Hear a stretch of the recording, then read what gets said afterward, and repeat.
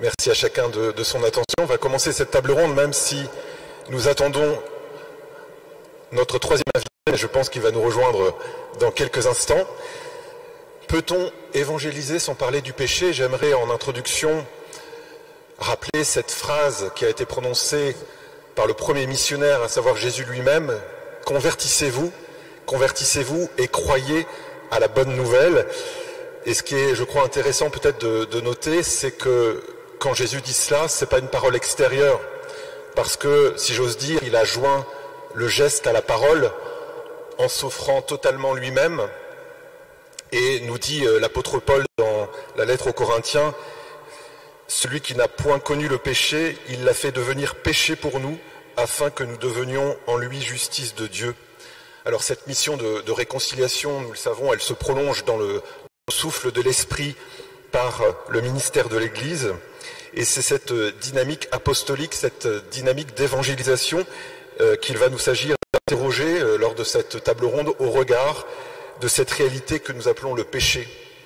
Et nous allons échanger avec les interlocuteurs que je vais vous présenter dans quelques instants autour de 4 axes. Le premier, de quoi parle-t-on quand on parle de péché? Quels sont peut-être les malentendus à lever autour de cette notion? Ensuite, je crois qu'on ne peut pas parler de ce thème qui nous occupe si on ne prend pas en compte l'histoire et la sociologie qui balancent, j'allais dire, entre 2 écueils. Un premier écueil qui est plutôt lié à ce qu'on a appelé une pastorale de la peur, avec un péché qui serait omniprésent, et puis peut-être un autre écueil qui serait un écueil plus contemporain, fait de relativisme, où le péché n'existerait pas. Ensuite, il s'agira de savoir ce que signifie dans cette dynamique missionnaire parler du péché. Comment parle-t-on du péché? Est-ce qu'il ne s'agit pas plutôt d'annoncer l'amour de Dieu, d'annoncer le salut qui, comme en creux, vient révéler le péché et susciter surtout le désir dans le cœur du pécheur de se convertir?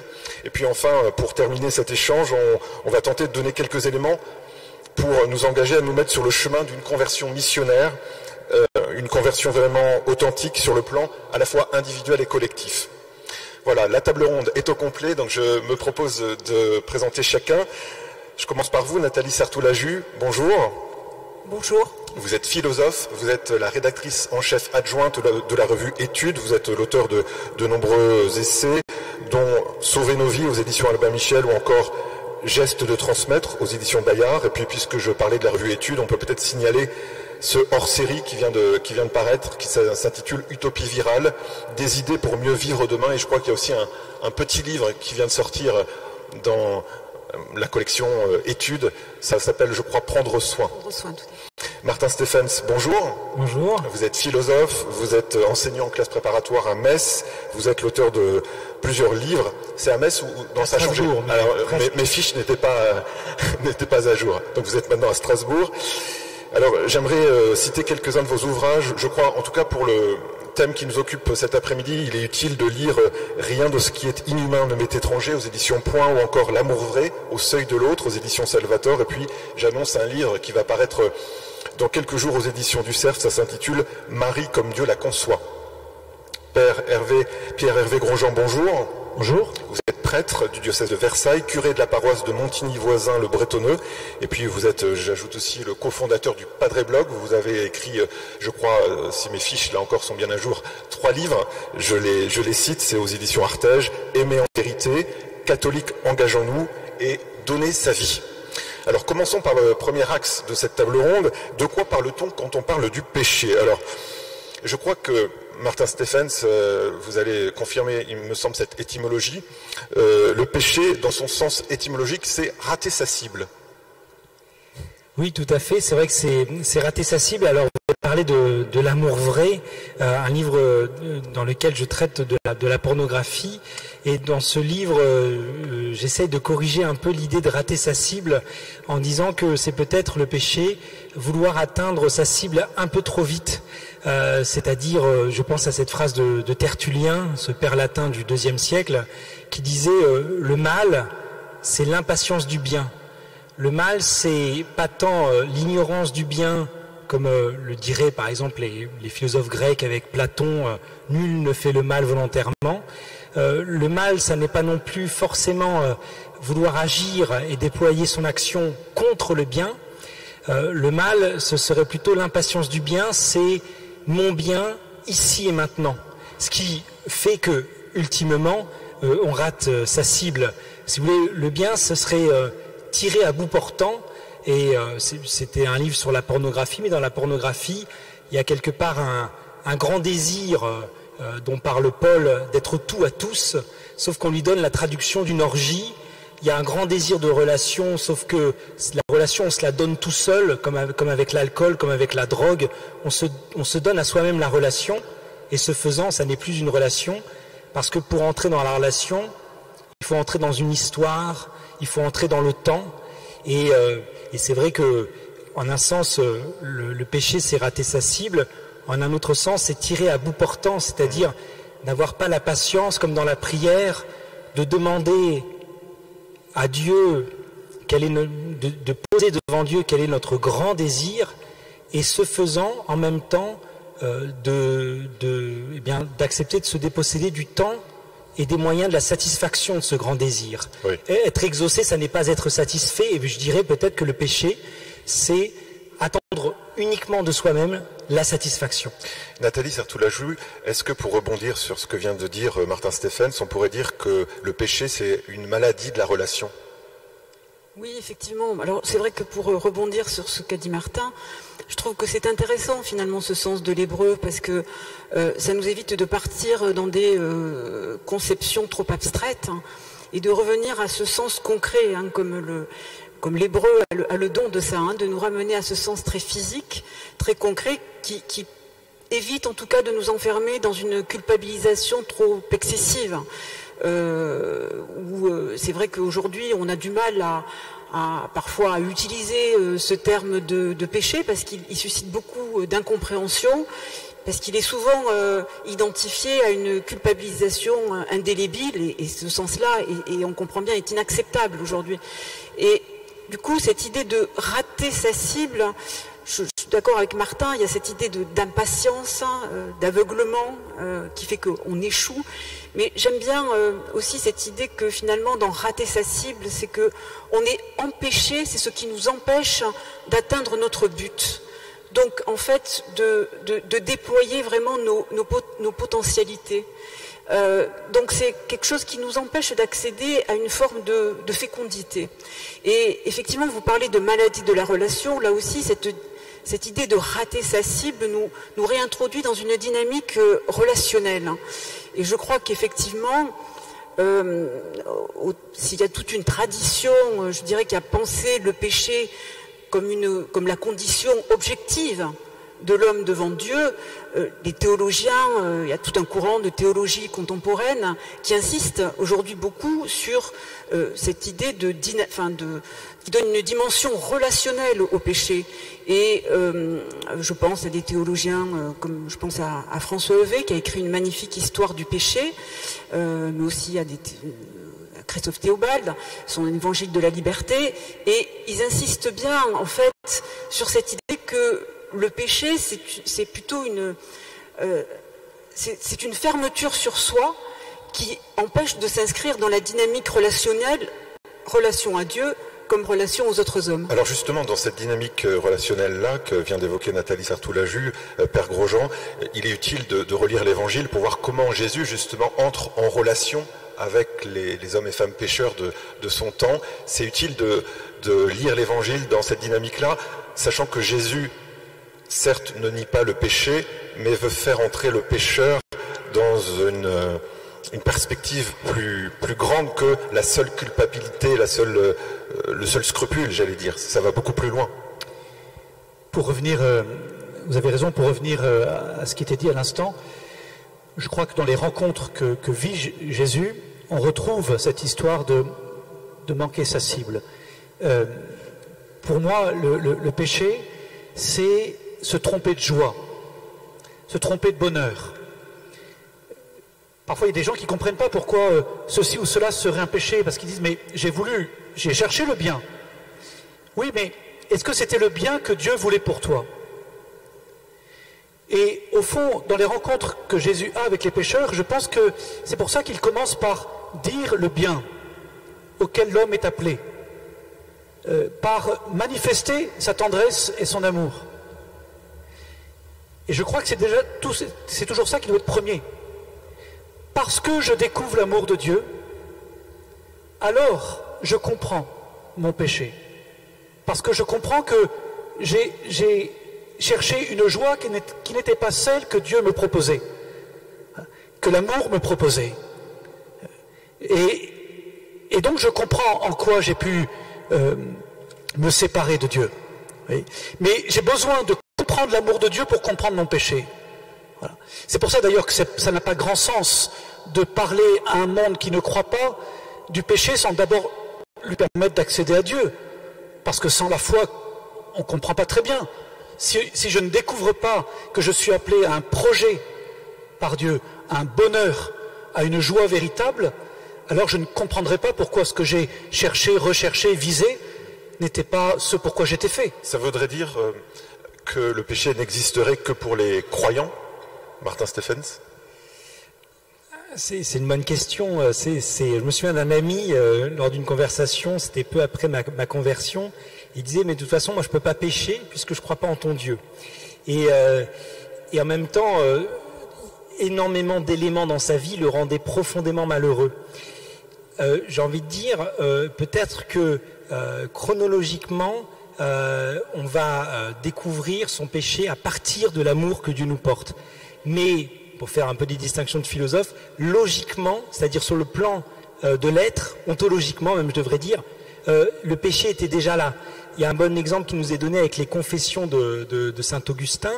Saint Augustin, finalement, avant de connaître le Christ, il avait déjà commis le vol des poires. Le vol des poires, c'est pas rien, parce qu'en le relisant, il remarque qu'il n'avait même pas volé ses poires pour les manger, mais pour les jeter à des cochons. C'est-à-dire, ce qui l'attirait, c'était vraiment ce que Baudelaire appelle la joie de descendre, quoi, le spectacle de sa propre abjection. On fait un truc dégueulasse et on en rigole.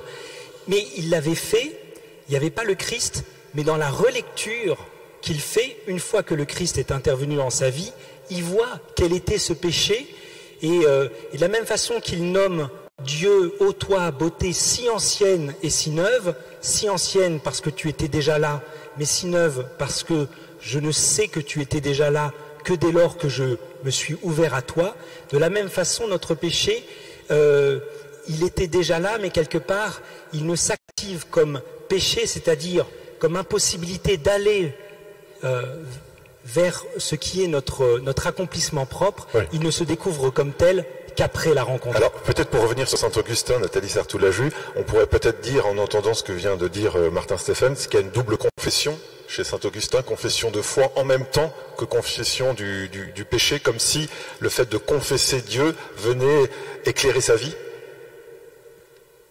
Oui, alors pour rebondir aussi sur ce que dit Martin, je dirais qu'il y a effectivement le péché nous renvoie à un mal déjà là, et ça je pense que d'une certaine manière, même si les non-croyants n'emploieront pas peut-être ce mot de péché, qui a pour nous croyants un sens éminemment religieux, puisqu'il est dans notre relation à Dieu et aux autres hommes, puisque ce que vous faites au plus petit d'entre les miens, c'est à moi que vous le faites. Donc la relation à Dieu est intimement liée à la relation aux autres hommes, pour nous croyants, mais je dirais même pour les non-croyants finalement, c'est ce mal, ce sentiment effectivement d'un mal qui est déjà là.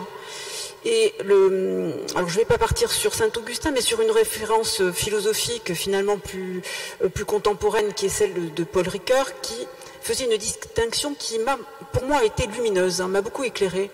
Il faisait une distinction entre le péché originel et le péché originaire. Puisque finalement, ce qui nous pose vraiment problème, c'est le péché, c'est la notion de péché originel. C'est-à-dire, est-ce que c'est un péché qui fait corps avec la nature humaine? Et je trouve que cette distinction de Paul Ricoeur, elle est lumineuse. Il dit le péché est originel, mais pas originaire, au sens où il ne fait pas corps avec la nature de l'homme comme une tâche indélébile. Il a une origine, mais qui nous précède dans le temps, mais il est entré à un moment donné dans l'histoire. Voilà. Et le Christ nous annonce son surmontement, le fait de triompher, si vous voulez, de la possibilité de ont fait de ce mal. Donc ça, je pense que c'est une distinction qui est vraiment, qui me paraît vraiment intéressante. Et là où je crois que sans être croyant, on peut avoir cette intuition de ce que représente le péché, c'est cette dimension de persistance, si vous voulez, d'un mal qui est déjà là, qui excède finalement les responsabilités individuelles. Au moment du film, je ne sais pas si vous vous rappelez ce film Spotlight, où un personnage dit ceci, qu'il faut toute une communauté pour éduquer un enfant et il faut toute une communauté pour l'abuser. Eh bien, je pense que là, on a cette idée d'une responsabilité collective, vous voyez, d'un mal, d'une responsabilité collective dans le mal qui excède les responsabilités individuelles, même si ça passe par des individus, mais il y a quand même l'idée d'un aveuglement communautaire collectif. Oui. On ne peut pas en rester, effectivement, c'est intéressant ce point-là, on ne peut pas en rester au plan purement individuel, il y a une dimension communautaire du péché, si j'ose dire, Père Hervé Grosjean. Est-ce que c'est pour cela que les catholiques, pas seulement les catholiques, mais les catholiques sont invités à confesser leur péché sur le plan sacramentel, parce que le péché blesse le corps de l'Église?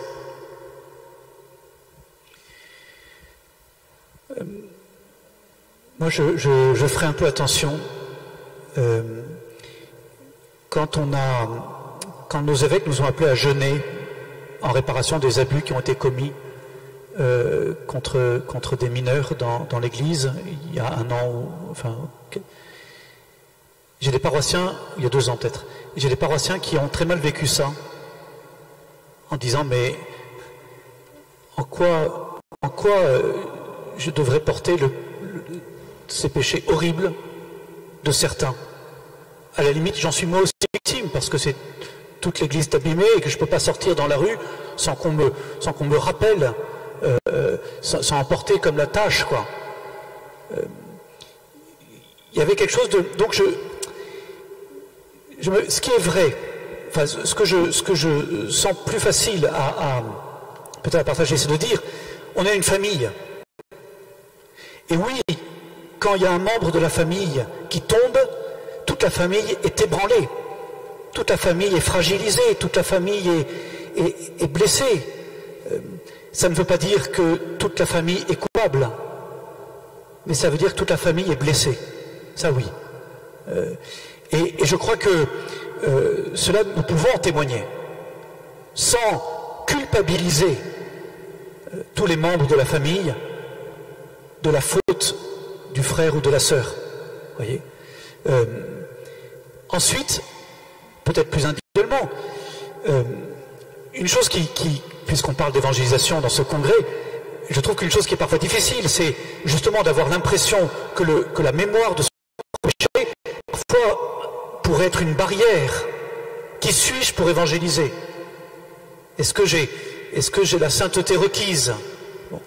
Mais je crois que là aussi, c'est précieux, à la fois de comprendre que cet appel à l'évangélisation est évidemment un appel à la conversion personnelle pour le missionnaire, parce qu'il essaye de vivre ce qu'il proclame, et en même temps, combien c'est important, y compris de rappeler au monde que notre désir d'évangéliser n'est en aucun cas une revendication d'une absence de péché de notre part ou d'une perfection.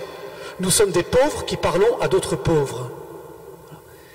Et c'est, je crois, une des conditions pour que le monde écoute. Parce qu'en fait, notre pauvreté, on pourrait croire que c'est un obstacle. C'est vrai que parfois le monde est exigeant avec nous et voudrait qu'on soit parfait pour mériter de parler. Mais je crois que notre pauvreté est au contraire quelque chose qui nous rassemble avec ceux à qui nous parlons. Nous avons cela en commun, nous sommes pauvres. Nous savons aimer. Nous savons pardonner. C'est cela que nous disons. Voyez ? Mais parce que nous sommes des pauvres, et parce que le Seigneur permet que ce soit des pauvres qui portent son message, alors nous sommes accessibles. Nous avons cette solidarité des pécheurs, en quelque sorte, avec tous ceux qui vivent autour de nous. Et ça, peut-être que ça permet de ne pas être dans le déséquilibre que j'évoquais en introduction, c'est-à-dire entre, d'une part, cette pastorale de la peur et d'autre part, ce relativisme. On pourra aborder ce point dans quelques instants, puisqu'on va passer, le temps tourne, on va passer à la seconde partie, mais Martin Stéphane, vous vouliez réagir à ce qui a été dit. Oui, ça me fait penser à un texte d'Antoine de Saint-Exupéry dans Citadelle. Antoine de Saint-Exupéry, c'est un texte un peu étrange qu'il a enregistré, qui a donné un livre qu'il savait être posthume. Il savait qu'il ne le publierait pas.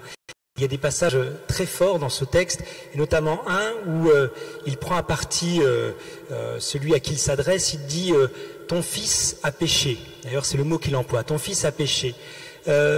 Qu'est-ce que tu vas faire? Il dit, tu pourrais aller cracher sur ta maison avec ceux qui crachent sur ta maison, et comme eux, tu auras raison, parce que ce que a fait ton fils est mal. Mais n'oublie pas, c'est ton fils et c'est ta maison. Et donc, entre en ta maison, dis à ton fils, ton péché me fait du mal, ton péché nous fait du mal, et reste dans ta maison. Tu n'auras peut-être pas raison, mais tu auras au moins toujours une maison.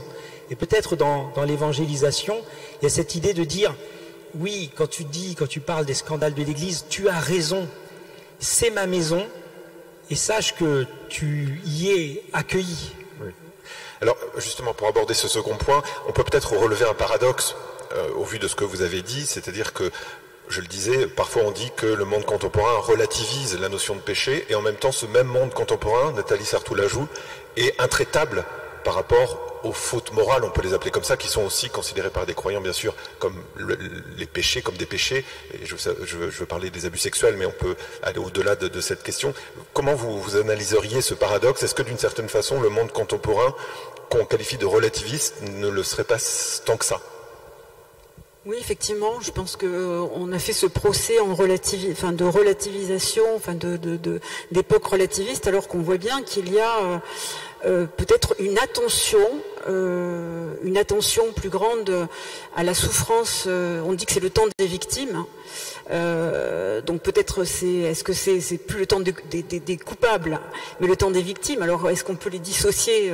On voit bien que souvent le temps des victimes peut aussi, en tout cas un certain processus de victimisation peut entraîner parfois certaines dérives en accusant des boucs émissaires, donc avec un surcroît de culpabilisation, etc. Mais ce cas de bon, d'après moi, ce temps des victimes, c'est qu'il permet une attention à des souffrances qui jusqu'ici n'étaient pas reconnues, ou que l'on ne voyait pas, sur lesquelles on était aveugle. Et donc de porter notre attention, de reconnaître ces souffrances-là. Et il me semble que le Christ lui-même s'est montré attentif à ces souffrances-là. Et il a été attentif à la reconnaissance, en tout cas, à la reconnaissance des victimes. Et en se montrant en se présentant comme en étant un guérisseur finalement. Donc je crois que ça c'est une sensibilité très intéressante de notre époque à cette souffrance-là. Et je pense que c'est cette opposition, si vous voulez, entre pastoral de la peur et puis relativisme, je pense qu'on peut les renvoyer dos à dos. Personne ne veut revenir à cet ancien temps rigoriste, puritain, mais de la même manière, on voit bien les écueils du laxisme.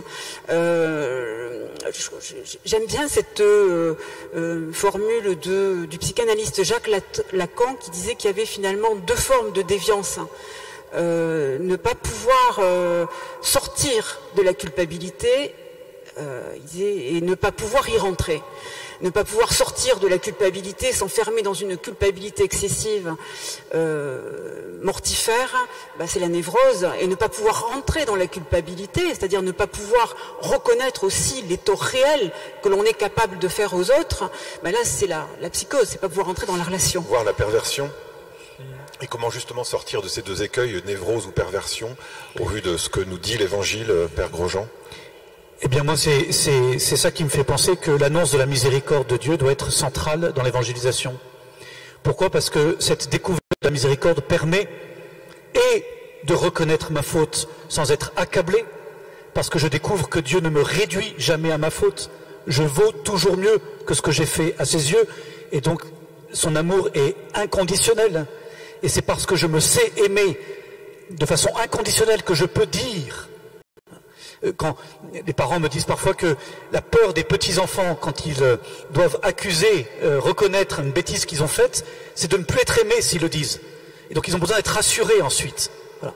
Donc, cet amour inconditionnel, cette miséricorde de Dieu me permet de reconnaître ma faute et en même temps me permet de sortir de cette culpabilité parce que la miséricorde relève, ouvre un horizon possible, me fait vivre, quoi.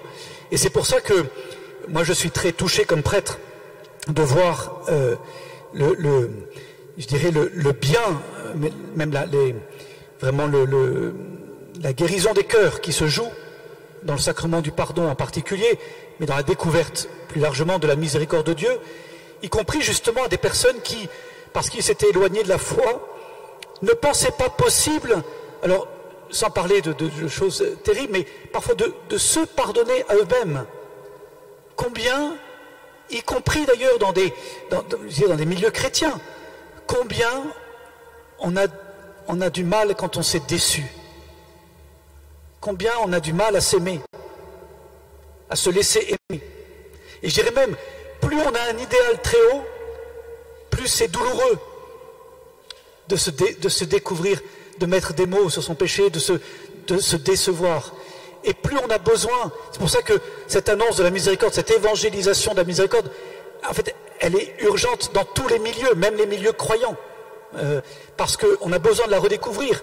Et je vois bien, je termine là-dessus, que même dans les paroissiens de mes différentes paroisses, parfois il y a des pardons qu'on accepte de recevoir, ça fait 30 ans qu'on l'attendait. Ça fait 20 ans qu'on porte tout seul ce truc-là. Et alors qu'on va à la messe tous les dimanches peut-être.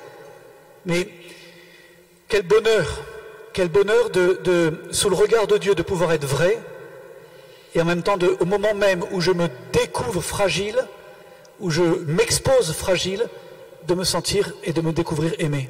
Alors, merci Père Grosjean, parce que finalement, vous avez fait la transition à la troisième partie de cette table ronde, comment aborder le péché dans une dynamique missionnaire. Et j'aimerais, Martin Stéphane, si vous le voulez bien, qu'on puisse aussi regarder la pédagogie du Christ dans l'Évangile. Et en entendant le Père Grosjean, je pensais à ce fameux passage de la Samaritaine et la manière dont finalement la Samaritaine va devenir missionnaire après avoir découvert qui elle était en vérité. Et je voudrais juste citer cet évangile de Jean. « Venez, voyez un homme qui m'a dit tout ce que j'ai fait, ne serait-il pas le Christ ?» Il n'y a pas de culpabilité excessive chez elle. Oui, d'autant que le Christ se présente à elle en lui disant « j'ai soif ». Et c'est-à-dire en imaginant que peut-être elle, pécheresse, et elle découvre à quel point il le sait, elle, pécheresse, pourrait bien être celle qui lui donne à boire. Et si, en effet, comme on vient de le dire, c'est un pauvre qui s'adresse à un pauvre, ce qui est extraordinaire, en effet, c'est de tenir les deux choses. À la fois, nous ne nous mentons pas, nous sommes pécheurs, et à la fois, à partir de ce constat-là, eh bien, peut-être nous pouvons être, pour les uns et les autres, une aide d'autant plus grande que nous ne sommes pas un super-héros de la morale au-dessus du mal, etc. Je pense à un cours que j'ai fait cette semaine avec mes étudiants sur le thème de la vie, sur la santé, et c'est quelque chose qui nous intéresse très très fort en ce moment, et à l'aide des philosophies de Nietzsche et de Canguilhem, qui disent tous deux que finalement il y a un mystère joyeux de la vie et un mystère douloureux de la vie. Le mystère douloureux, c'est une vie qui, à force d'avoir égard vis-à-vis de sa santé, en deviendrait malade, ferait de sa propre santé, de sa propre conservation, toute une maladie. Ce qui arrive parfois dans certains magasins bio où on voit des gens trop soucieux de leur santé, courbés sur l'étiquette, etc. Et mystère joyeux d'une vie qui fait, ça arrive aussi, ça nous est arrivé à tous, de faire de sa maladie une certaine forme de santé, c'est-à-dire de redessiner sa vie à partir de ce qui est venu un jour l'interrompre, comme celui qui est privé d'un de ses membres redessine l'espace à partir de cette privation-là. Non pas seulement malgré cette privation, avec elle, non, à partir d'elle. Et au fond, la force du peuple chrétien, je crois, c'est en effet, non pas de faire de sa sainteté toute une maladie, mais de faire de son péché l'occasion de plus grand que lui. En tout cas, effectivement, dans ce récit de la Samaritaine, c'est quand même éloquent, Nathalie Sartou l'a vu, c'est-à-dire qu'en fait, c'est à partir du moment où elle est vraie et elle découvre quelle est sa vie, qu'elle va entrer dans cette dynamique missionnaire. Je me permets d'insister là-dessus, et puis il y a d'autres passages dans l'Évangile, je pense aussi à Zachée, la relation entre Jésus et Zachée, un certain nombre de personnages comme ça dans l'Évangile qui nous disent quelle est la pédagogie du Christ, cette pédagogie missionnaire et la manière de concevoir finalement le péché, non pas comme un obstacle, mais comme l'occasion d'aller se convertir pour aller plus loin. Pour moi, cette pédagogie missionnaire, elle se déploie pleinement dans le récit de la femme adultère. Parce qu'au fond, évidemment, les pharisiens attendent Jésus au tournant. Et finalement, il n'abolit pas la loi. Mais il va rendre une justice pour cette femme-là. Et je dirais que ça, c'est... Enfin, ce qu'il y a de très fort, c'est qu'il renvoie chacun des pharisiens à leur propre péché, qui n'a pas péché. Donc le péché n'est pas absent, mais il renvoie chacun à son péché. Et par là, je trouve qu'il nous fait prendre conscience de certaines dérives dans notre empressement à juger, à condamner. Il n'y a pas cette jouissance, si vous voulez, de la condamnation. Sortir de cette jouissance de la condamnation. Il y a jugement. Il y a un jugement, mais pour moi, ce jugement, dans le récit de la femme adultère, il a la forme d'un discernement. Il a la forme d'un discernement spirituel. Et il dit à la femme, va. Va. Donc oui, il l'envoie. Va, ne pêche plus. Mais va, ne pêche plus. C'est-à-dire, il y a une... Enfin, je veux dire, le péché est bien là, mais l'amour est plus fort que le péché. L'amour et la croyance, finalement, que la fécondité de cette femme sera supérieure. Enfin, vous voyez, sera supérieure à son péché. Et je pense que c'est toujours cette pastorale-là, qui est une pastorale de la confiance, une pastorale de la miséricorde et de la confiance, qui dit, comme vous l'avez dit, qu'effectivement, chaque personne est plus grande que ses actes, et chaque personne vaut mieux que ses péchés, et finalement qu'il va y avoir, il y a une fécondité possible pour chaque être. Oui, par rapport à cet épisode, c'est vrai que vous savez tous que pendant qu'on se propose de la lapider, Jésus dessine sur le sable. Et que fait-il alors? On pourrait gloser, mais déjà, il dessine. C'est-à-dire, eux sont dans une optique, en raison du péché de l'homme, dans une optique de néantisation, de non-être, alors que lui ajoute quelque chose à l'existence, un dessin. Et un dessin sur du sable comme une esquisse. Là où vous parlez très justement de fécondité, c'est-à-dire, mais comment Dieu nous dessine-t-il? À gros traits, tant et si bien que si on sort de ce trait, on est dans la faute, ou comme une esquisse, où il attend de voir aussi quels sont les chemins que nous prenons, quelles sont les trajectoires que nous traçons, et il nous propose souvent de nous, et c'est peut-être ça la confession, de nous rendre à l'état d'esquisse pour que nous puissions redémarrer et intégrer ces ratures dans notre biographie, dans notre littérature propre. Est-ce qu'on peut parler, alors je vous laisse la parole, mais parce que je trouve intéressant ce que vient de dire Martin Stephens, mais peut-être que vous pourriez réagir à cela, Père Grosjean, et au-delà si vous le souhaitez, justement dans le fait que Jésus trace des traits sur le sol. Est-ce que certains, justement, vous avez dit qu'il y a eu beaucoup de gloses, est-ce que des pères de l'Église ont considéré ça comme une forme d'image de la création, voire de la recréation? Est-ce que finalement, en nous pardonnant, le Christ ne nous recrée-t-il pas? Eh bien, je vais répondre en vous partageant une des pages d'évangile que je préfère, qui m'a toujours bouleversé et qui parle de ça. C'est une autre rencontre, c'est Jésus qui rencontre Pierre après la résurrection. Pierre a gravement péché. En plus, c'est un péché public, c'est un péché d'un chef, de celui qui devait tenir. C'est un péché qui l'a vraiment accablé. Et Pierre ne doit pas être bien. Il a déjà croisé le regard de Jésus, remarquez, Et dans l'évangile, tout est dans les détails, effectivement. On dit que Pierre, croisant le regard de Jésus, se mit à pleurer. Bienheureux les hommes qui pleurent. Ça, je le dis souvent à mes paroissiens. Bienheureux les hommes qui savent pleurer. Ça va sauver Pierre. Mais quand Jésus le retrouve après la résurrection, je suis bouleversé par la façon dont Jésus l'approche. Il le prend à part. Je suis certain que les autres apôtres doivent se dire que Pierre va se faire trucider. Enfin, c'est peut-être que même Saint Jean se dit qu'il y a une place à prendre. Voilà. Jésus prend Pierre à part. Et il n'est pas dans le déni. Il n'efface pas le péché comme ça. Les 3 questions qu'il va lui poser, évidemment, font référence aux 3 reniements. Mais ce que je trouve très beau dans cette question, Pierre, m'aimes-tu vraiment? 3 fois. C'est que Jésus va chercher chez Pierre ce qui demeure de beau, ce que le péché n'a pas pu atteindre complètement, sa capacité à se donner, sa capacité à aimer, sa générosité avec laquelle il avait répondu à l'appel. Pierre, m'aimes-tu vraiment? Seigneur, tu sais tout, tu sais bien que je t'aime, alors viens, suis-moi.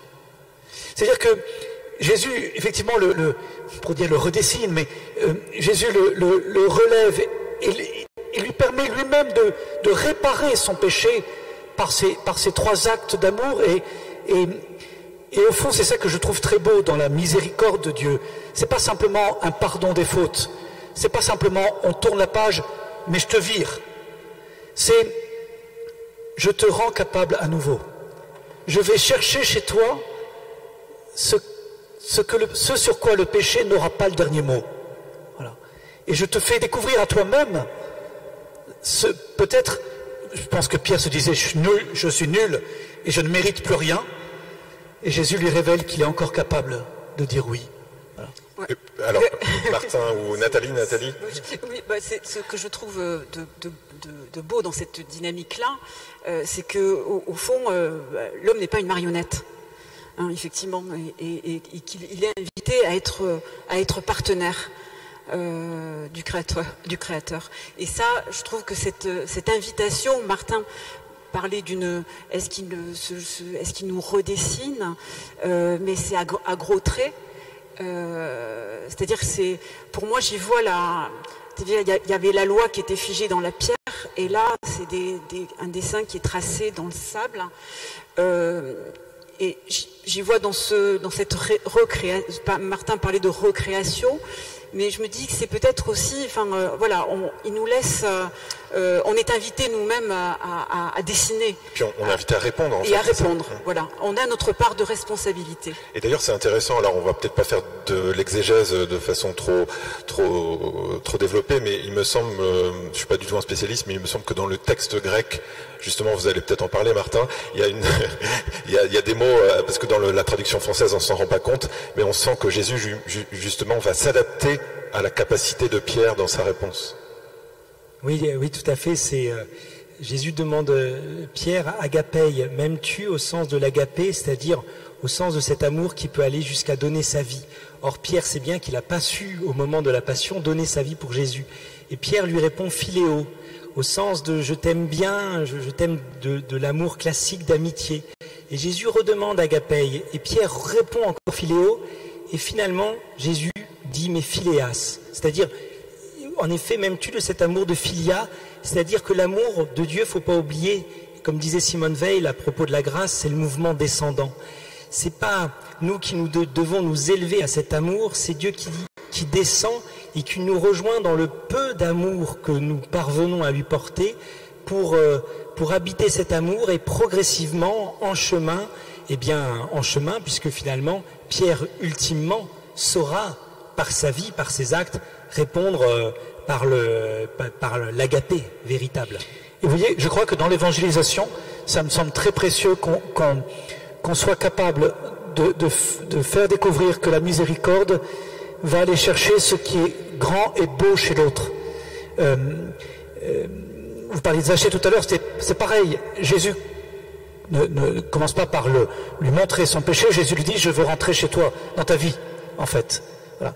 Et Zachée en devient capable de rendre l'argent et même beaucoup plus et de changer de vie parce qu'il a su dire ce petit oui qu'il pouvait. Mais il faut descendre de son arbre.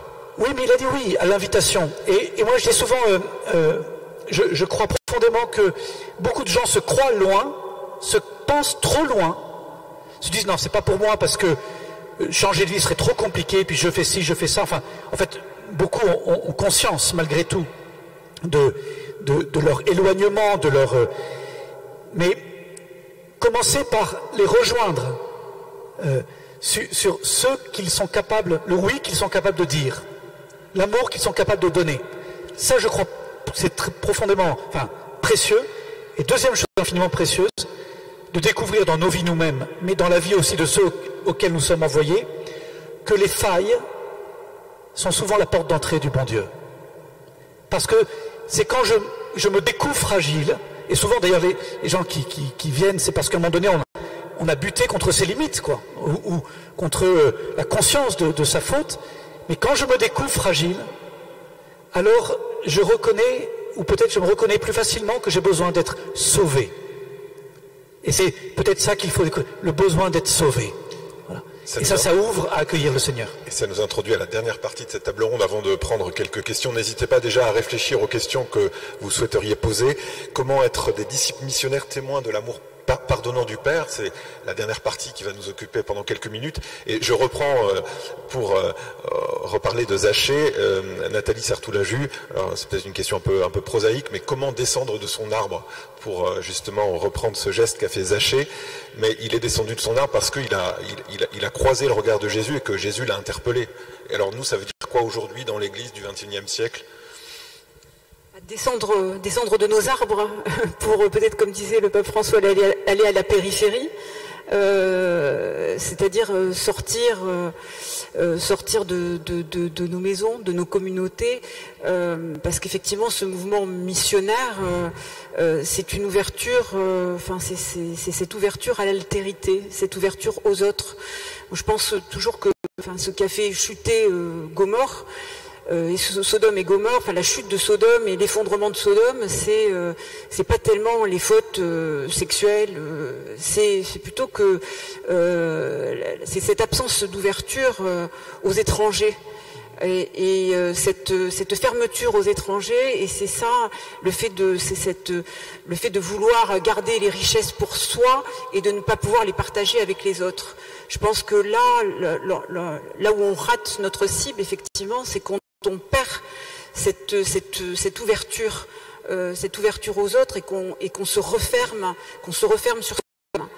Et je crois que ce qui sauve, je crois que le péché, si vous voulez, le commencement de tout péché, c'est quand même le péché d'orgueil. Et le péché d'orgueil, il est dans ce sentiment de suffisance, d'autosuffisance, de suffisance à soi. Il est présent aussi bien dans la survalorisation de soi que dans le dénigrement aussi, que dans l'autodénigrement de soi, dans le fait de ne pas se sentir capable, le fait de se mettre au centre de tout ou de se considérer comme rien. Je crois que ce qui nous remet dans la dynamique, missionnaire, c'est ce qui nous met dans la relation, parce que la relation, ce qui sauve advient dans la relation, dans l'échange de regards, dans l'échange de paroles. Finalement, il n'y a pas de dynamique missionnaire, au vu de ce que vous dites, sans ce qu'on peut appeler, Martin Stephens, les œuvres de miséricorde. C'est-à-dire que l'annonce missionnaire, c'est pas une annonce simplement en parole, c'est parole et acte. Et ça passe par des œuvres de miséricorde, ça passe par une charité effective. C'est comme ça qu'on peut être des disciples authentiquement missionnaires. Oui, et par rapport au péché, je crois que l'Église a un discours à tenir actuellement, et surtout dans les temps que nous traversons, sur la morale qui est en train de revenir à l'ordre du jour, qui est une morale proprement païenne. C'est Gustave Thibon, à la fin de son livre sur Nietzsche, qui dit que finalement il y a deux morales. La morale païenne, ce qui est mal, le mal c'est de faire quelque chose, et le bien c'est de ne pas faire. Ne fais pas à autrui ce que tu ne voudrais pas qu'il te fasse. Le bien c'est un ne pas faire, et le mal c'est un faire, c'est être sorti de la loi.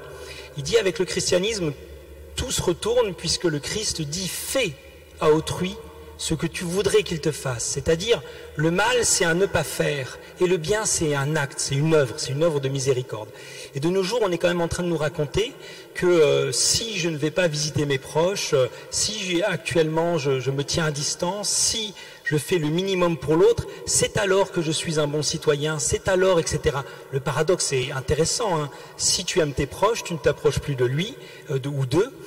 C'est intéressant comme jeu d'esprit, mais je crois que parler du péché, c'est de nos jours, et parler de la morale, c'est aussi de dire méfiez-vous de la morale. La religion chrétienne n'est pas d'abord une morale, et ultimement, c'est un discours qui est venu mettre à mal ces morales à minima, ces morales minimales qui deviennent maximales dans notre environnement intellectuel en ce moment, puisqu'il s'agit en effet de faire le bien en faisant le moins possible. Et quelque part, le Christ, c'est vraiment la morale, c'est même pas la morale, c'est la relation au risque de l'autre, et en effet, œuvre de miséricorde, c'est un faire.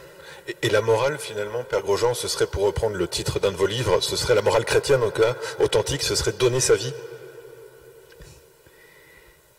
Ce qui est sûr, c'est que il y a beaucoup à dire, et je pense que c'est aussi au cœur de notre mission de faire comprendre que le christianisme n'est pas d'abord une morale, c'est une personne, le Christ. Voilà. Et combien de gens se tiennent éloignés du christianisme parce qu'ils ont l'impression que c'est d'abord qu'une morale qui serait en plus un carcan. Voilà. Les valeurs, la morale chrétienne sans le Christ, c'est insupportable. On en est incapable. C'est décourageant. Voilà. Donc ça ne sert à rien non plus d'ailleurs de passer des heures et des heures à débattre sur est-ce que c'est un péché, est-ce que c'est pas un péché. La vraie question c'est est-ce que tu as rencontré le Christ? Est-ce que tu comprends, est-ce que tu crois en Dieu? Est-ce que tu crois que Dieu veut ton bonheur? Est-ce que tu crois que Dieu a raison quand il donne tel sens ou tel autre à ces choses-là? Si oui, alors tu veux suivre Dieu. Alors tu l'écoutes, alors tu l'accueilles comme une bonne nouvelle, ce qu'il te demande. Vous voyez? Mais d'abord, rencontre le Christ. Et c'est aussi pour ça que moi j'encourage beaucoup chacun d'entre nous, moi le premier, justement à témoigner en racontant les pardons reçus. Le monde a besoin de découvrir la miséricorde, parce que derrière des apparences parfois très autosuffisantes, très sûres, très assumant de ne pas avoir besoin de Dieu, etc., je rencontre des personnes qui, en fait, ont du mal à s'aimer parce qu'ont du mal à se croire aimables à cause de leur histoire, à cause d'eux-mêmes, de ce qu'ils n'aiment pas en eux, je ne sais pas quoi. Et qu'ils puissent entendre ces récits où nous sommes découverts, aimés, avec ce que nous étions. Ce qui est intéressant dans le témoignage de personnel, c'est que vous ne faites pas la leçon, vous imposez rien, vous racontez vous-même. Quand est-ce que j'ai découvert la miséricorde de Dieu pour moi? Autant il faut oublier nos péchés quand ils ont été pardonnés, ils ont vraiment été pardonnés. On sort de cette culpabilité mortifère. Autant je crois qu'il faut faire mémoire de nos pardons reçus, de ne pas oublier ce que nous devons à la miséricorde. Et c'est parce que nous savons ce que nous devons à la miséricorde que nous pouvons en parler. Et ça, je suis intimement persuadé, parce que j'en fais l'expérience, que ça peut toucher des cœurs qui ont besoin, c'est le besoin le plus profond de tout homme, de toute femme, de se savoir aimer. Pas aimer en fonction de ce que je montre, même si c'est aux yeux du monde ça passe. Non, aimer avec ce que je sais être au fond de mon cœur. Il faut revenir à la mémoire, il faut revenir au récit. Nathalie Sartoulaju, vous avez cité Paul Ricoeur il y a quelques instants. Il peut nous aider, ça peut être une ressource, notamment, en tout cas, ce qu'il nous dit pour entrer dans cette exigence-là. Oui, je crois à la force, effectivement, des récits partagés. On voit la force que peuvent avoir ces récits de victimes, par exemple, d'abus sexuels. C'est des récits qui nous ont bouleversés et qui nous permettent de faire ce chemin vers l'écoute des victimes et vers la reconnaissance de leur souffrance. Je dirais que les évangiles, c'est des récits. Hein. Enfin, je veux dire, c'est pas du tout des doctrines. Je suis d'accord avec Père Grosjean quand il dit le christianisme, c'est pas une morale. Hein. Les paraboles, c'est des histoires, des récits, d'ailleurs dont on n'a jamais fini de comprendre le sens, la signification. Et je trouve que cette richesse, justement, d'interprétation des paraboles qui sont inépuisables et qui nous parlent différemment à différents moments de nos vies, qui nous touchent, certaines plus que d'autres à différents moments de nos vies. Je crois que c'est ça, la force des Écritures. Moi, je crois en la force de la parole, hein, et de cette parole qui va effectivement, qui à un moment donné est susceptible de transformer nos vies. Et l'enjeu peut-être, Martin Stéphane, c'est se rendre contemporain de ces récits. Comment? Parce que c'est vrai que ça peut nous paraître parfois très loin de nous. Oui, alors sur la force du récit, je pense à cette phrase du philosophe colombien Nicolas qui disait « Ce qui nous éloigne de Dieu, ce n'est pas notre péché, puisque précisément Dieu a voulu que ce soit le lieu par lequel il nous rejoindrait. » Bon, donc ce qui nous éloigne de Dieu, ce n'est pas notre péché, mais notre entêtement à le disculper. Et en relisant cette phrase, je pensais au mot « disculper ». Finalement, le péché nous sépare des autres, de notre prochain, nous sépare de Dieu et nous sépare même de notre péché. Disculper, c'est ça, on n'est même pas relié à notre faute comme faute, et précisément la force du récit, c'est tout l'objet de Crime et Châtiment de Dostoïevski, c'est que Raskolnikov, dans ce récit, en fait, il n'est jamais une première personne.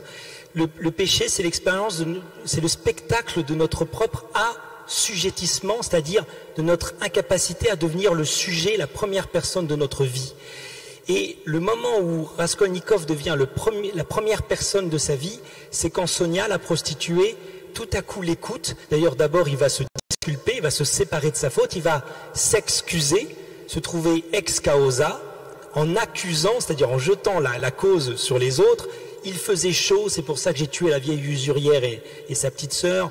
Et puis j'avais faim, et puis c'est la société, etc. Et puis Sonia qui écoute ce récit, elle dit non, non, non, arrête de te chercher des excuses.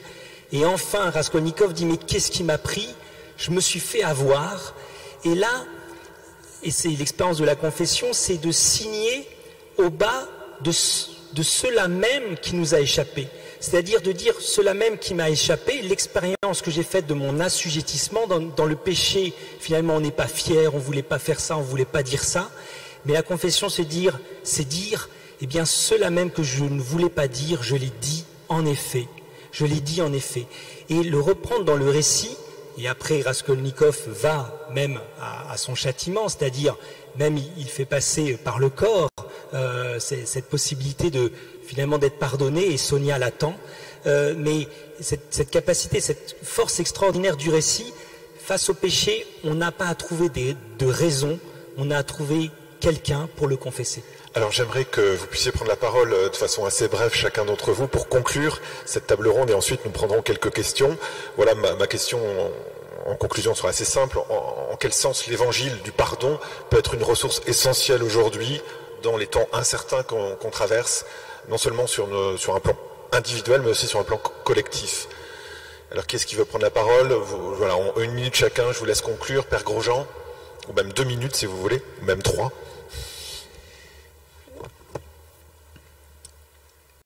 Je crois profondément, en fait, que ce que je rencontre, en tout cas, et ce que je peux croiser, ou ce que d'autres chrétiens m'amènent, ont besoin, partagent avec nous-mêmes, enfin avec chacun d'entre nous, ce besoin d'être à la fois, de se découvrir à la fois aimé, non pas tel que ils devraient être, mais tels qu'ils sont. Alors que, enfin encore une fois, on grandit souvent avec la peur de décevoir, avec la peur de ne pas être à la hauteur de ce qu'on attend de nous. Découvrir qu'avec Dieu, enfin, je n'ai plus peur. Et donc je peux être vrai. et donc ça me rend libre. Et c'est intéressant parce que, on le disait tout à l'heure, mais paradoxalement, le monde est très dur. Combien de fois on voit des tweets après tel fait divers, c'est impardonnable. Et il y a une sorte de violence dans les réactions, ce monde est dur en fait. Malheur à celui qui tombe. Alors, sans parler des choses atroces qu'on a pu évoquer, mais en fait, revenons à nous-mêmes d'abord et aux choses du quotidien. Nous faisons tous l'expérience de tomber parfois. Et de savoir que nous croyons en un Dieu capable de nous rejoindre à travers nos failles et nos fragilités, fait que j'ai plus peur de les montrer. Sous son regard. Le regard de Dieu est un regard qui n'accable pas, qui ne condamne pas, mais qui relève, qui pardonne, qui, comme avec Pierre, persiste à voir ce qu'il y a de beau en nous. Voilà. Et ça, je suis certain que le faire découvrir à d'autres, quand on l'a découvert soi-même, est une mission urgente, infiniment précieuse. Et je termine en disant que il me semble aussi que c'est le regard, du coup, que nous pouvons poser sur les autres. Je crois profondément, j'aime beaucoup cette idée qu'il existe comme une solidarité entre les pécheurs, entre ceux qui savent qu'ils ont besoin d'être sauvés. Voyez ? Et le drame, c'est pas d'être pécheur. Jésus dit, je ne suis pas venu pour les bien portants, je suis venu pour les pécheurs et les malades. Donc quand je me découvre pécheur, au moins je comprends qu'il est venu pour moi. Le drame, c'est pas d'être pécheur. Le drame, c'est de pas comprendre que j'ai besoin d'être sauvé. Le drame, ce serait de rester dans cet état. Et c'est ça qu'on a annoncé. Non pas, vous voyez, c'est ça qui nous permet de dire le péché du coup. Parce qu'on ne le dit pas comme quelque chose qui fige les autres et qui fige nous-mêmes et qui enferme les gens dans le péché. Mais de dire, ton péché n'est pas la fin. Ton péché n'aura pas le dernier mot. Ce dernier mot appartient à Dieu. Laisse-lui. Et ce sera pour t'appeler à la vie. Nathalie Sertoulaju, pour conclure. Je dirais que là, en fait, si je suis chrétienne, c'est parce que si le péché existe, je crois que là où le péché abonde, la grâce surabonde. C'est-à-dire, je crois que le péché et l'amour ne pèsent pas le même poids et qu'il y a une surabondance dans le don, dans l'amour, dans le fait de se savoir aimer, qui peut nous redonner vie et qui peut nous aider à nous relever en dépit de nos failles, de nos imperfections. C'est vrai que autant j'utilise le terme de péché dans mes prières, mais autant je parle plus volontiers publiquement d'imperfections, de failles, qui ont quelque chose, je dirais, souvent de désespérant, parce qu'on bute souvent sur les mêmes failles, sur ces mêmes imperfections. Et je dirais que je crois que c'est de ne pas se décourager, voilà, ne pas se décourager, ou du moins que le temps du découragement ne se termine pas en renoncement ou en désespoir, parce qu'il y a des fois effectivement quelque chose de désespérant, non seulement dans la chute, mais dans nos rechutes. Et le fait de garder cette quête de verticalité, parce que nous pouvons nous relever. Voilà, nous pouvons être relevés et être relevés par la parole. Par l'écoute de la parole. C'est l'accès à la parole qui nous permet de nous relever. Martin Stephens. Oui, tout à l'heure on a vu la distinction entre péché originel et originaire. Je voudrais peut-être conclure en insistant sur ce primat de l'être offert, de la vie donnée sur le non-être du péché, le primat du visage sur sa défiguration dans le péché. Et vous avez mentionné mon prochain livre qui va paraître sur Marie comme Dieu la conçoit. En réalité, c'est un texte sur l'Immaculée Conception, c'est-à-dire c'est un texte sur la pensée de ce franciscain du XIIIe siècle qui s'appelle Don Scott et qui a une idée très surprenante pour nous dans notre mécanisme d'ailleurs de pécheur, parce que lui, il refuse de faire dépendre l'incarnation du Fils de notre faute. Pour lui, la cause d'une si belle chose, l'incarnation, ça ne peut pas être notre péché. Et donc, l'idée de Don Scott, pour autant que j'essaye de la cerner, c'est celle-ci, que avant de donner son Fils au monde en vue de sa rédemption, donc avant de donner son Fils au monde en vue de sa rédemption, le Père avait donné le monde à son Fils en vue de son incarnation. C'est-à-dire que profondément, au début, au commencement, eh bien, Dieu dit que cela est bon, et même créant l'homme que cela est très bon. Et cette bonté-là, elle est première. Que le péché vienne la défigurer, cette réalité-là, c'est évident. Que Dieu réponde par le pardon, c'est-à-dire un don d'autant plus donné qu'il a d'abord été refusé, c'est évident. Mais il n'empêche, voilà, cette idée qui en rédigeant ce livre m'a vraiment éclairé, quoi, vraiment, avant de donner son Fils au monde en vue de la rédemption du monde, Dieu, le Père, avait donné le monde à son Fils comme un cadeau. Nous sommes un cadeau, nous sommes un cadeau en vue de l'incarnation en chacun du Fils, et ultimement, finalement, à la fin de notre vie, ce que nous voulons oser dire, c'est me voici, c'est-à-dire être cette offrande que le Père a offert au Fils. Voilà. Merci beaucoup à chacun pour toutes ces réflexions, ces interpellations aussi. Donc on a un petit peu de temps, je regarde la personne qui s'occupe de l'organisation, on a un petit peu de temps pour des questions, donc je crois qu'il y a un micro qui va circuler, ou plusieurs micros qui circulent. Non ? C'est cela en fait, hein, c'est ça ? Parler très éloigné. Pour des questions un peu compliquées en ce moment, on ne peut pas vous passer le micro. Donc ce que je vous propose, ceux qui ont des questions, si vous pouvez vous avancer, je tiens le micro pour vous. D'accord ? Voilà. C'est un peu compliqué, mais voilà, on doit adapter. Merci. Pour la notion du péché lors de l'évangélisation, je trouve c'est plus facile face à quelqu'un qui est désespéré par sa faute, s'accuse et dans la culpabilité à fond. Mais dans le deuxième écueil que vous avez soulevé, à savoir une culpabilité dans laquelle je ne peux pas entrer, je trouve extrêmement difficile d'aider quelqu'un à reconnaître son péché. Je ne sais pas comment faire. Alors, aider quelqu'un à dire « j'ai besoin d'être sauvé ». Et je trouve qu'il y en a de plus en plus. J'ai rien fait de mal, j'ai pas tué, j'ai pas volé, j'ai pas commis l'adultère, j'ai pas fait ça. Comment on peut aider à quelqu'un à prendre conscience qu'il a besoin d'être sauvé ?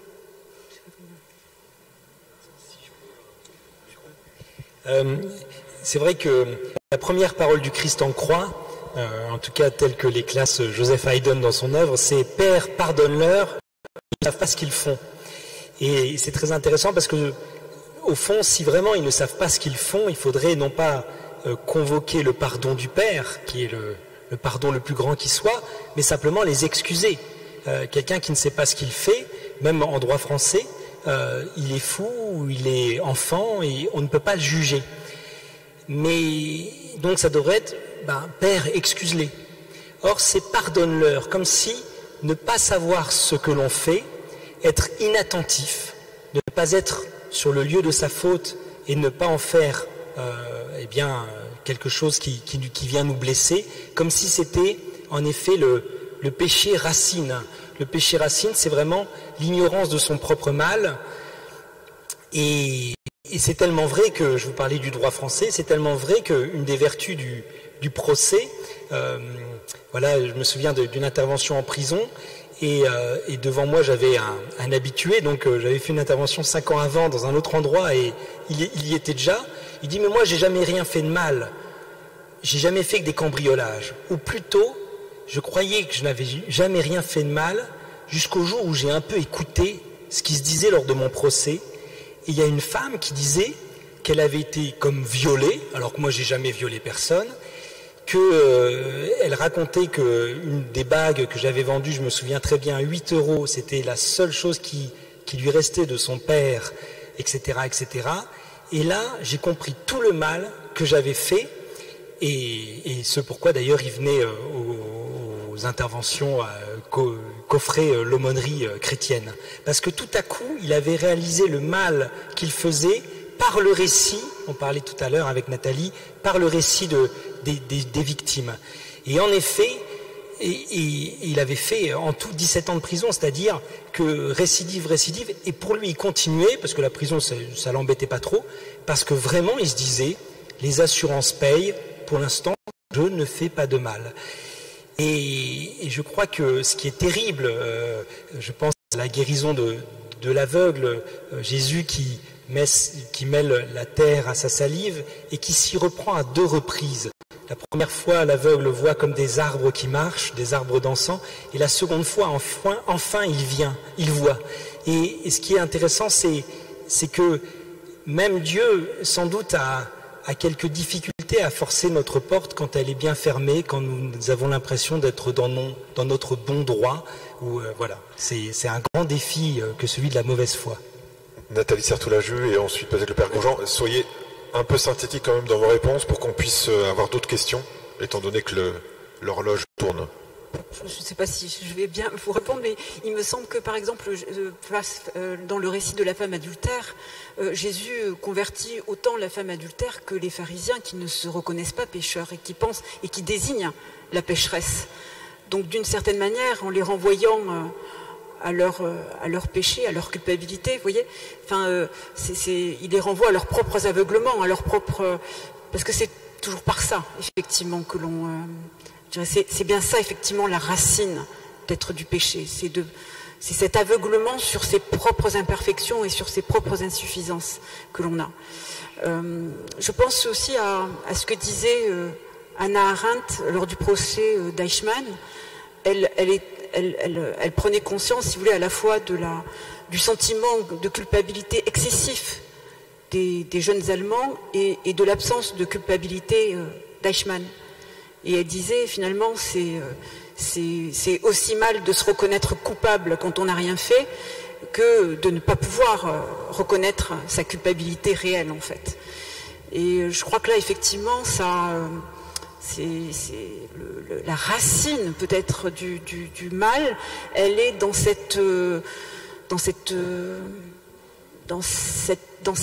alors, il y a à la fois l'excès de conscience scrupuleuse, qui rumine sa faute et qui s'enferme dans sa faute, je dirais, et puis à côté il y a effectivement ces consciences qui ne se sentent jamais coupables de rien et qui sont effectivement très difficiles, je dirais, à déstabiliser. Père Grosjean. Moi je suis d'accord avec vous, ma sœur, je trouve ça difficile parce que j'ai l'impression en fait que derrière il y a un manque de foi, tout simplement. À quoi on voit la déchristianisation, c'est dans cette perte de conscience du besoin du salut. Mais parce que est-ce qu'on prêche encore, vous voyez, le salut, sous-entendu qu'il n'est pas automatique, c'est-à-dire ce besoin d'accueillir le salut. Est-ce qu'on a vraiment découvert cet amour de Dieu quand j'entends des personnes qui se confessent après 20 ans et qui disent « Oh, je ne vois pas grand-chose, j'ai pas tué, j'ai pas... quelques broutilles. » Je dis « Mais vous avez bien de la chance.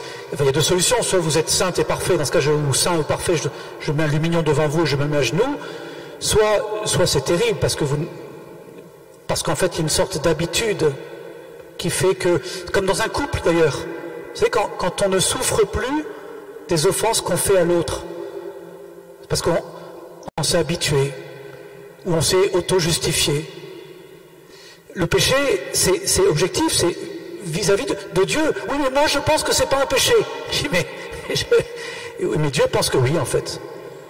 Et c'est intéressant parce qu'on a aussi remplacé la vérité par la sincérité. Vous voyez, j'entends bien que tu étais sincère. Mais la question véritable, c'est: est-ce que Dieu voulait vraiment ça pour toi? Est-ce que c'est ce que Dieu te propose? Est-ce que c'est ce à quoi il t'appelle? Voilà. Donc on est vraiment dans le règne de la sincérité. On est aussi dans cette idée que à moins d'avoir fait des horreurs, qualifiées du coup d'impardonnables,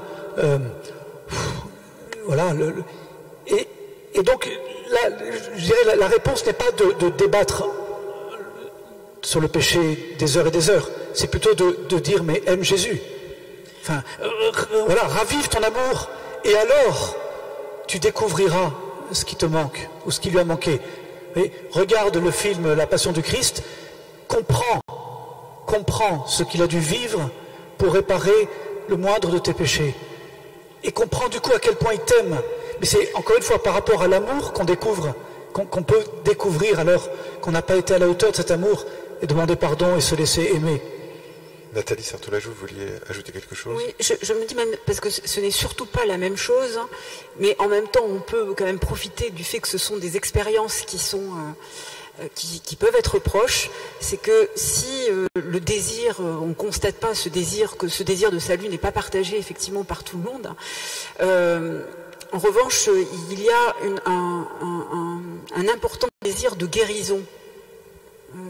Alors le désir de guérison, ce n'est pas la même chose que le désir de salut, mais peut-être qu'on peut profiter aussi de ce désir de guérison par cette considération, enfin vous voyez, ce besoin de reconnaître finalement que nos blessures soient reconnues et soient pensées, avec des attentes qui sont disproportionnées à l'endroit de la médecine et aujourd'hui, hein, si vous voulez, dans ce désir-là.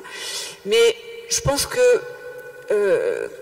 le fait de se rendre compte que la médecine ne peut pas nous guérir de tout, parce qu'il y a des blessures finalement qui sont aussi irréparables et qui peuvent nous conduire sur le chemin et sur une soif plus profonde que le désir de guérison et que le désir de salut. Alors, normalement, il est 16h15, donc on devrait terminer, mais je crois qu'il y a encore une possibilité de poser une question. Oui, moi je voudrais vous poser une question sur le mélange du bon grain et de l'ivraie. Beaucoup d'entre nous ont été choqués par les révélations qu'il y a eu dans l'Église, et je voudrais savoir ce que vous pourriez répondre à certains qui auraient la tentation, du coup, de tout rejeter ce qu'ils ont pu recevoir de fondateurs de communautés ou d'éducateurs lorsqu'ils ont appris que ceux-ci ont fauté. J'aime énormément cette parabole du bon grain et de l'ivraie, et parce que pour moi, elle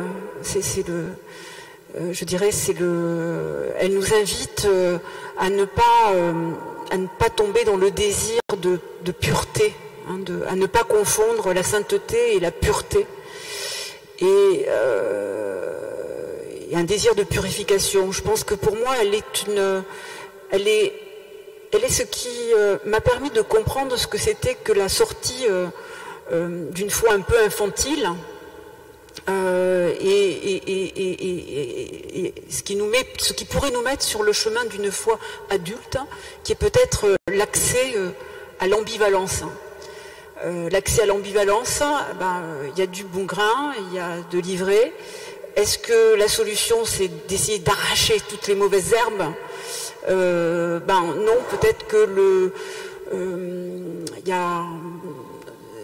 pour moi, en fait, le bon grain et l'ivraie, si vous voulez, c'est les passions humaines. Et ces passions humaines, dans un langage philosophique, je dirais, elles relèvent du pharmacon. Elles sont à la fois, c'est-à-dire remède et poison. C'est quelque chose de vouloir se débarrasser de toutes ces passions humaines, vouloir purifier le désir, c'est courir un risque de dévitalisation, puisque ces passions font que nous sommes vivants. Mais je pense qu'effectivement, peut-être le bon accompagnateur spirituel, comme le maître des chants, est celui qui croit que finalement il ne suffit pas d'arracher les mauvaises herbes, ou d'enlever les mauvais penchants, mais qu'il va peut-être y avoir qu'il y a cette confiance de la croissance, d'une bonne croissance et d'une fécondité du grain de blé en dépit des mauvais penchants. Pourtant, je me permets juste d'ajouter ça très rapidement, pourtant quand on lit la page de l'Évangile jusqu'au bout, il y a la moisson à la fin. Oui, il y a la moisson, c'est-à-dire que ça n'empêche pas la confiance dans la fertilité et dans la fécondité, le fait qu'il y ait des mauvaises herbes. Voilà, c'est ça, et qu'il y a un désir, ça pointe, si vous voulez, les écueils d'un désir de purification et d'une trop grande idéalisation aussi. Hein, voilà. Père Grosjean. Très rapidement, j'aime bien cette parabole pour deux raisons. D'abord parce qu'effectivement, elle nous parle de l'Église. Il ne s'agit pas de confondre le bon grain et l'ivraie. Il y a de l'ivraie, il faut la nommer. Mais attention, quand on a voulu une église de pur et de parfait, ça s'est toujours mal fini. Parce que ça voudrait dire que ça devient une famille dans laquelle je n'ai plus moi-même ma place. Voilà. L'église est une famille où on a chacun notre place. Non pas en fonction de nos mérites, mais parce qu'on a été appelé et aimé. Ça, c'est une première chose. Et je préfère une église ainsi qu'une église qui se voudrait de pur, composée uniquement de pur, et dans laquelle, au fur et à mesure, chacun d'entre nous se verrait à un moment donné, même s'il n'a pas fait des erreurs, exclu, parce qu'on est toujours un peu moins pur qu'un autre. Voilà. Et deuxième chose, parce que cette parabole du bon grain et de l'ivraie nous invite aussi à la miséricorde vis-à-vis de nous-mêmes. On le voit, vous le disiez tout à l'heure, je crois que vous avez tout à fait raison, je pense que dans la vie spirituelle, notre grand combat, il est sur le découragement. Et que être découragé si on ne voit que les mauvaises herbes. Un prêtre disait, il y a deux façons de faire du jardinage, soit tu passes ton temps à vouloir arracher les mauvaises herbes, mais tu ne vois que ça et tu n'as pas le temps de faire pousser les fleurs, soit tu t'occupes de faire pousser les fleurs. Quand tu vois une mauvaise herbe, tu l'arraches, mais tu sais bien que ça va revenir. Voilà. Et donc, mais surtout, continue, occupe-toi des fleurs. Et ça, c'est précieux parce que, bien sûr que c'est décourageant de voir que nos péchés sont souvent les mêmes, qu'on retombe, etc. Mais accepte-le. Non pas ton péché, mais ton état de pécheur. Et le soir, au soir de ta vie, tu pourras dire au bon Dieu, quand tu paraîtras devant lui, avec encore peut-être plein de choses à purifier, sans doute, tu pourras dire simplement, mon Dieu, je me suis bien battu. Voilà, je ne me suis pas découragé. J'ai essayé d'aimer, j'ai essayé de faire pousser quelques fleurs, malgré les mauvaises herbes. Et c'est cette persévérance du jardinage là, qui est, je trouve, touchante et qui est, je pense, celui qui ne se décourage pas. Alors Martin, Stéphane, je crois que là, vous allez avoir vraiment le mot de la fin, puisqu'il est 16h20.